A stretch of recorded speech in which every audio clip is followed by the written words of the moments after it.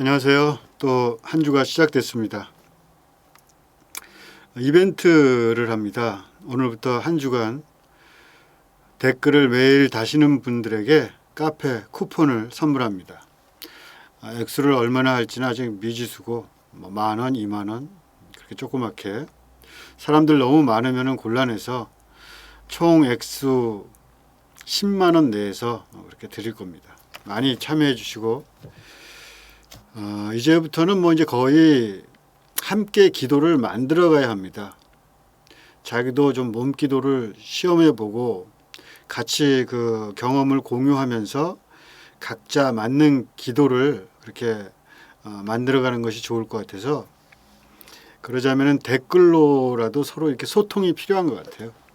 그래서 댓글에 내가 이렇게 해봤다 저렇게 해봤다 좀 남겨주시고, 또 뭐 이건 어떻게 해야 되는 것이 좋을까 서로 의견을 나누면서 이렇게 소통을 했으면 좋겠습니다. 댓글 다시는 분들이 너무 없어가지고 저기 커피로드 장미연 권사님만 댓글을 달아주시고, 어제 보니까 저희 주일 예배 설교 댓글을 두 분 딱 달아주셨던데, 장미연 권사님이랑 저희 아버님이 또 댓글을 다셨더라고요.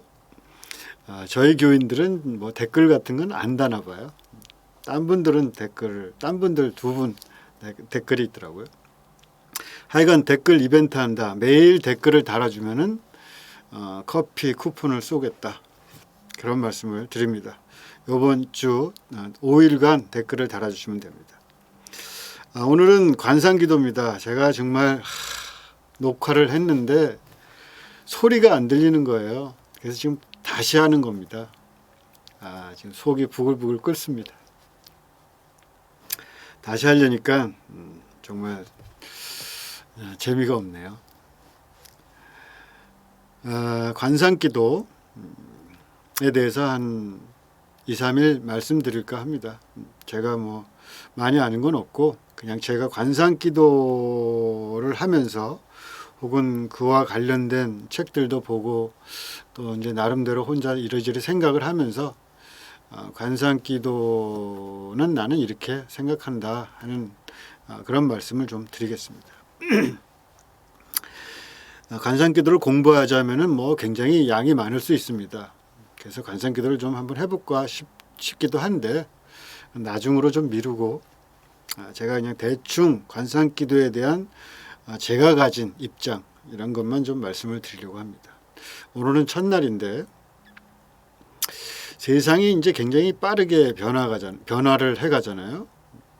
합리적인 세상이 도래한 이래, 계몽주의 이래, 뭐 합리주의니 이런 것들을 지나면서 현대인들의 사고의 근간이죠. 합리주의라는 게. 근데 이게 이렇게 합리적인 혹은 과학적인 이런 세상을 견디기가 참 힘듭니다. 기본적으로 합리적이라는 것을 우리가 견딜 수 있을까? 정의로운 세계를 원하지만 정의의 나라에 서 있기가 참 어려운 일이죠. 한 인간이. 합리주의가 또 건설해가는 세상이 정의로운 세계를 구현해 가느냐 그렇게 믿었지만 또 다른 불안과 불공평 그런 것들이 심화되는 것을 보게 됩니다. 좋은 삶을 만드는가 했더니 정서적으로나 인간의 영적인 면에서 안정감이 사라지고 불만족이 쌓이고 그렇게 됩니다. 뭔가 먹고 마시는 게 좋아진 건 같은데 만약 그 못 먹던 시대로 너 그래 다시 돌아갈래? 그럼 그렇게 묻는다면 그러고 싶지는 않지만 하여튼 뭔가 이 저금 통장을 가지고 살던 시대와 달리 지금 대출 통장을 들고 있는 모습을 보면서 좀 팍팍하죠. 못 살아도 저금 통장 들고 희망을 가지고 살던 때가 좋았던 것인가? 뭔가에 항상 눌리고 쫓기면서 사는 것이 좀 답답한 느낌이 듭니다. 그래서 이제 현대인들이 이런 팍팍한 삶에서 어떤 판타지 세계에 눈을 돌립니다. 판타지 문학, 판타지 영화, 하여튼 뭐 도서관이건 영화관이건 도배가 돼 있는 것 같아요. 판타지물로. 또 서구인들도 동양의 어떤 신비 종교, 영성 이런 거에 대해서도 관심이 굉장히 늘어난다고 합니다. 뭐 나이 든 사람은 나이 든 사람대로, 젊은 사람은 젊은 사람대로 다 혼란스러운 것 같아요. 너무 빠르고 나이 들면 일단 핸드폰이라는 것을 쓰는 것이 피곤합니다. 나이 든 사람들은 기본적으로 너무 작아요. 그러니까 이게 뭐 소위 뭐 포터블이라 그래서 이동성을 확보하기 위해서는 클 수는 없는데 그 손에 들을 수 있을 수준, 또 다룰 수 있는, 손으로 다룰 수 있는 수준의 크기라는 것이 쓰기가 너무 불편한 거죠. 특히 나이 든 사람들은 감각의 그 예민성이 떨어지기 때문에 참 불편합니다. 젊은 사람들도 희망이 지배하던 시대를 지나서 절망 내지는 어떤 변화를 기대하기가 점점 어려워진 뭔가 사는 것이 이렇게 고착화되는 그런 시대를 겪으면서 굉장히 무기력증에 빠지는 것 같아요. 삶이 점점 풍요로워지기는 했습니다. 저희 집도 예전에 저희 집이 뭐 이렇게 잘 살지도 못했고 못 살지도 않았고 그냥 보통 중간쯤이었는데 그래도 어릴 적에 외식을 한번 한다 하면은 그것은 뭐 1년 중에 얼마 없는 기적 같은 날이었죠. 우리나라에 먹고 사는 사람이 뭐 몇 명이나 있었겠습니까? 전쟁 나고 다 힘들었죠. 그렇지만 지금은 이제 웬만하면은 누구나 외식 한 끼 정도는 뭐 언제든지 할 수 있죠. 우리에겐 카드가 있으니까. 하여간 너무 잘 먹고 잘 입는 것 같은데 그래서 뭐 어떻게 하면 안 먹을까 늘 이게 고민인 그런 시대를 살고 있는데 왜 이렇게 불안하고 삶은 얄팍해지는 것일까? 20세기가 자본주의 승리로 끝났습니다. 정말 자본은 무서울 것이 없는 것 같습니다. 돈이 신이죠. 자본이 신인 시대. 자본은 인간의 영혼을 점령했습니다.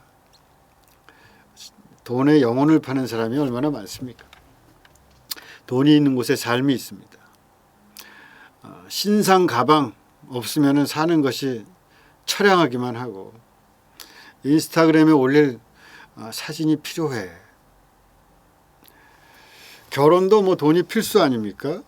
돈이 있는 사람이어야 결혼할 수 있고 삼포 세대니 뭐 이런 말 하잖아요. 근데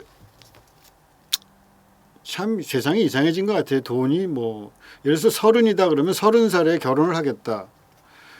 뭐 30이든지 한 30 초반이든지 돈이 없는 것이 너무나 당연하잖아요. 남자 같은 경우 군대 갔다 오고 대학 졸업하고 취직하고 30살 되면은 이제 시작인데 돈이 없죠. 당연히. 근데 물어요. 왜 돈이 없냐고 물어요. 결혼하려면 돈이 있어야지. 이 세상이 도대체 어떻게 된 건지 모르겠어요. 아이도 뭐 돈이 있어야 낳고 돈이 없는데 왜 낳냐. 그런 뭐 정말 이상한 세상이 됐어요. 하여간 죽어라 돈을 쫓아다녀야만 돼요. 노년도 늙는 것도 돈이 있어야 늙습니다. 돈이 없다면 인생이 없는 것 같아요. 자식도 배우자도 의미가 없어요. 돈이 나를 지킨다. 돈이 없으면 뭐 무슨 소용이 있겠는가. 그래서 하여튼 이 절대 빈곤을 떠난 지금 또 다른 빈곤, 상대적이랄까 하여튼 이 그런 어떤 억압이 우리를 짓누르고 있습니다.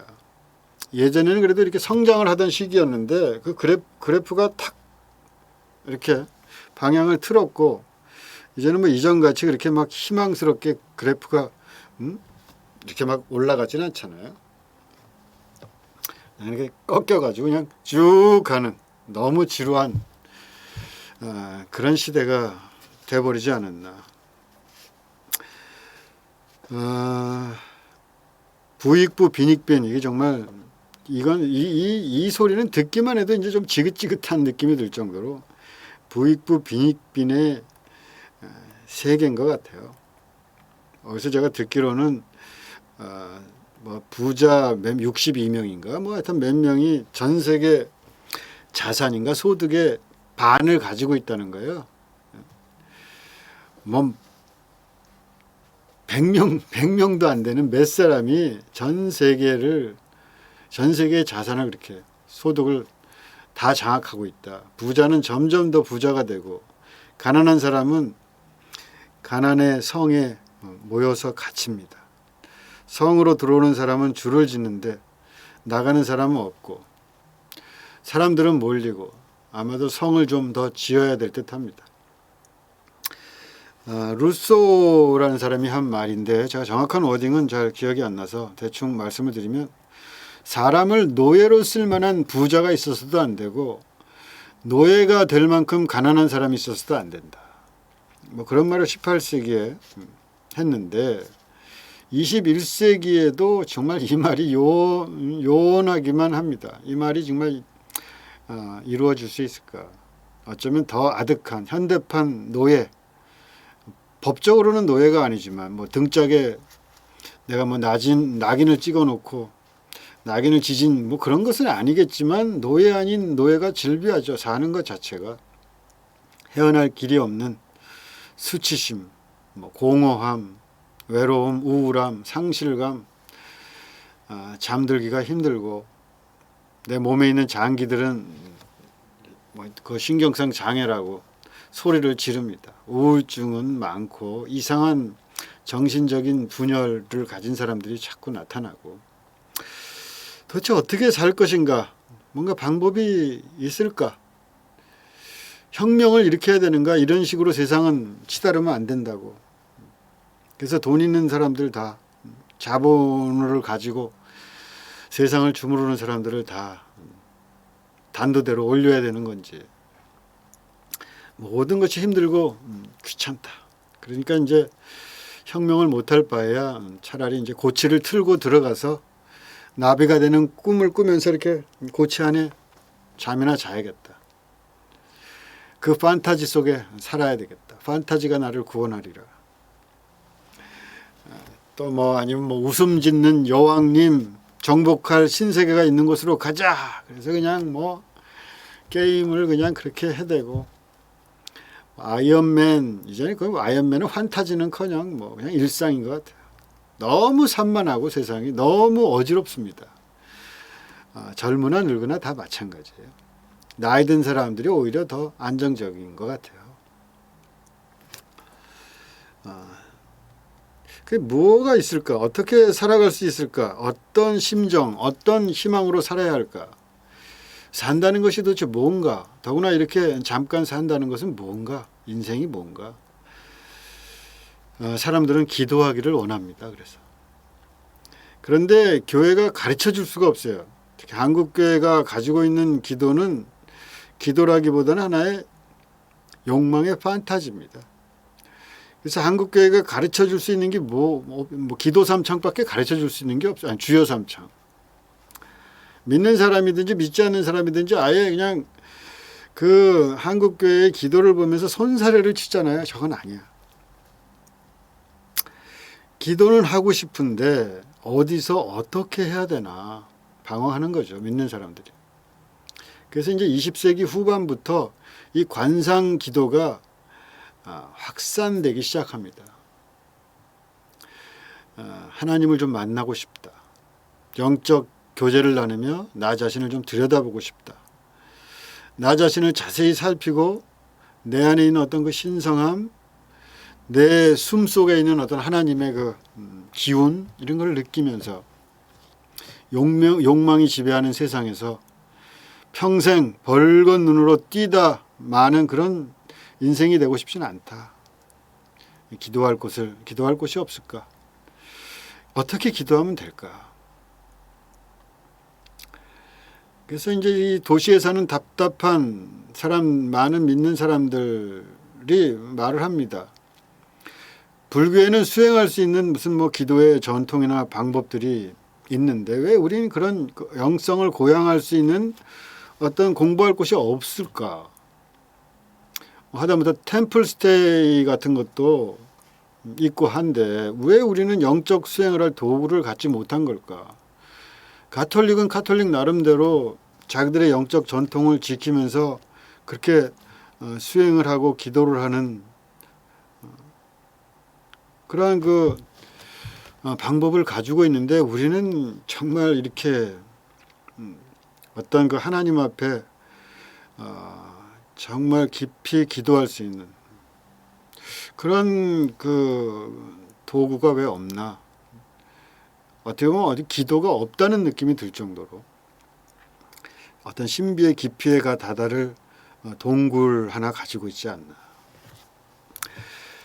하여튼 그러면서 20세기 후반에 이 관상기도가 좀 붐이 일어났던 것 같습니다. 기도하면서 자기 자신의 내부를 들여다보고 신령한 그 내면의 세계를 또 좀 바라보고 어떤 신성한 접촉 이런 것을 하고 싶은 거죠. 그래서 너무 파닥거리는 이 삶의 현장을 빠져나와서 삶의 진실을 묻고 삶의 뿌리로 좀 내려가고 삶의 그 본체와 좀 만나고 싶다. 아무 생각 없이 들떠서 기도하다가 헛다리 짚는 것은 아닌가 그런 생각을 하는 거죠. 너무 이기니까 분산돼 있다니까 삶이 기도도 분산이 너무 돼 있고 막 활활 타오르는 불처럼 그러니까 밀도가 너무 낮아가지고 그냥 확 사라져 버리는 거 아닌가 정신없이 살면서 자꾸 이제 그런 생각이 듭니다. 그래서 이제 제가 생각하기에 솔직히 관상이라는 것은 이렇게 사는 건 아니지 않아? 그렇게 딱 서서 자기 자신과 세계를 이렇게 한번 들여다보는 것 그게 관상이 아닌가 싶습니다. 그러면 이 관상 기도가 뭔가 이 관상이라는 것을 좀 구체적으로 한번 살펴봅시다. 관상 기도, 관상. 저는 이 관상 기도할 때 이 관상이라는 말이 별로 좋은 번역이라고 생각 안 들어요. 관상이라는 말이 무슨 말인지 잘 들어오질 않습니다, 머리에. 일단 그 관상이라는 말이 동음으로 너무 여러 가지 의미가 많아요. 우리가 무슨 보려고 이렇게 눈으로 보려고 가꾸는 식물 이런 거를 관상식물 그러잖아요. 그 한문으로는 그것을 이렇게 씁니다. 관상용이다, 관상식물이다. 또 기상 관측하는 거, 그것도 코끼리 상자를 써가지고 관상 이라는 그 단어를 이렇게 써요. 예전에는 관상대라는 게 있었다 그러는데 또 관처럼 생겨서 붙여진 이름인지 심장을 싸고 있는 그걸 그 관상동맥이라 그러죠.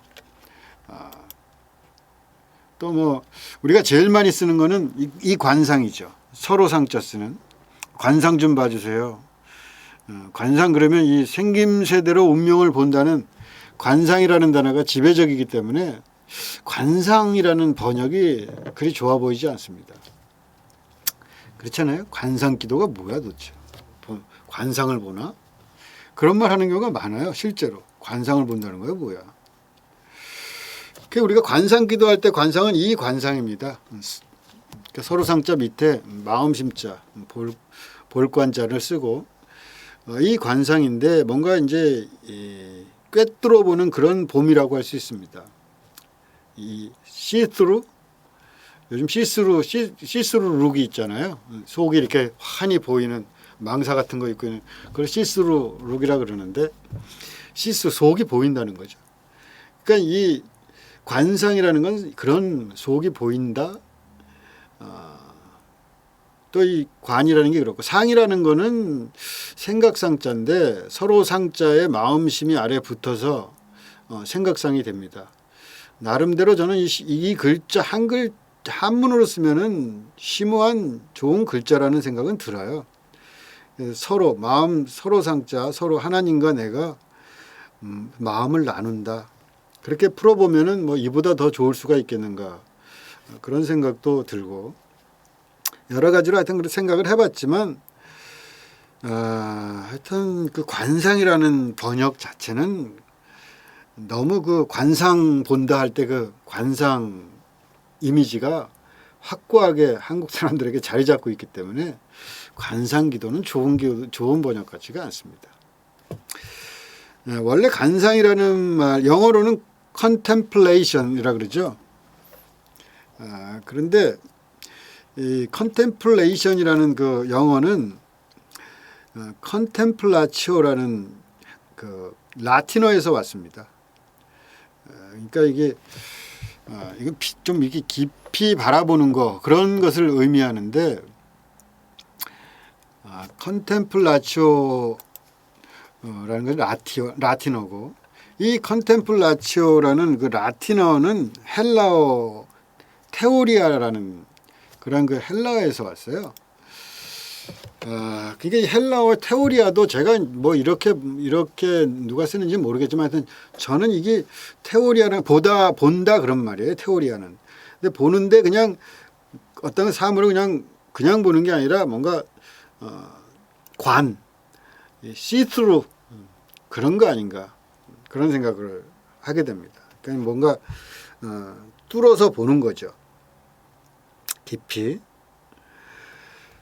이 테오리아라는 단어는 그리스 철학에서 고대부터 꽤 많이 사용한 단어라고 합니다. 플라톤도 플라톤 같은 철학자들도 썼고 어떤 직관, 어떤 세계, 초월적인 세계를 인식하는 직관 같은 의미로 말하자면 하나님을 어떻게 직관적으로 이렇게 인식하는 거, 보는 거. 그러니까 본다는 것이 영어도 C가 안다는 뜻도 있잖아요. I see, 알았어, 뭐 이렇게 쓰잖아요. 그러니까 C가 본다는 것이지만 본다는 것이 안다는 의미. 그노시스, 뭐 그런 지혜로운 어떤 이런 것을 의미하는 것 같습니다. 테오리아, 본다는 것은 뭔가 꿰뚫어 보는 거죠. 그 깊이의 의미를 파악하는 거. 그러니까 이제 관상기도라는 건 보는 기도죠. 이게 어떻게 본다, 보는 기도. 번역을 뭐 이렇게 하면 좋겠지만 보는 기도라는 것도 또 좀 이상하고. 그러니까 어떤 통찰, 보지 못하면 통찰할 수가 없잖아요. 근데 이제 중요한 건 뭐냐면은 보기 위해서는 거리가 필요하다는 겁니다. 그러니까 다른 모든 그 감각 기관 중에 보는 것은 예를 들어 촉감 같은 것은 거리가 가까워야 좋아요. 오히려 붙어야지 좋죠. 냄새도 마찬가지. 냄새도 뭐 꼭 거리가 필요한 건 아니잖아요. 코앞에 갖다 대나 저 멀리 있으나 오히려 코앞에 갖다 대면 더 잘 맞고 또 뭐 그런데 이 본다는 것은 눈앞에 탁 갖다 붙이면 못 봐요. 그러니까 거리가 필요해요. 초점을 맞출 수 있는 그런 거리가 필요합니다. 그래야지 정확하게 그 실체가 보이는 거죠. 저는 그런 의미에서 이 본다는 것은 좀 거리를 둔다. 그런 의미와 같이 그것이 관상 기도라고 생각합니다. 기도라는 것은 결국 보는 거예요. 거리를 두고 보는 거. 그러니까 자기 자신이나 자기의 삶에서 딱 붙어 있지 않고 빠져나와서 그것을 거리를 가지고 보는 겁니다. 공간적으로는 그렇습니다. 거리를 확보하는 거죠. 시간적으로 만약 한다면은 일종의 시간을 정지시키는 거예요. 그냥 정신없이 달려가지 않고 딱 끊는 거죠. 뭐 안식이랄까. 그러니까 6일간 창조하고 7일간 안식한다. 뭐 그런 느낌과 비슷하죠. 그러니까 일단 시간을 정지시키는 거죠. 쉬지 않고 막 초침이 막 돌아가니까 초침을 그냥 뜯어버리고 시간을 한번 세워보자. 그러니까 결국 기도라는 것도 일종의 브레이크 타임이에요.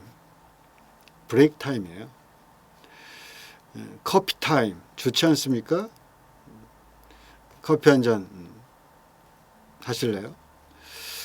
제가 여기 항상 이렇게 커피 한 잔을 들고 시작하는데 한 잔 갖다 놓습니다. 여기 그리고 그 센터 여기 마크도 있고 해서 이렇게 한 잔 놓고 하는데 녹화 끝내 놓고 이제 오늘 같이 특히 2번이나 이렇게 녹화를 하면 아주 정말 괴롭죠.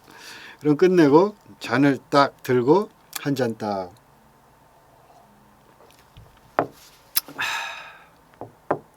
이렇게 브레이크 타임을 갖는 거죠. 커피 타임. 저는 이게 관상기도라고 생각합니다. 오늘은 이렇게 마무리하고 내일 또 이어서 좀 더 말씀드리겠습니다. 살다가 한 번씩 커피 한 잔 하러 그렇게 오시기 바랍니다. 커피 한 잔 안 하시겠습니까? 오늘은 여기까지 마치겠습니다.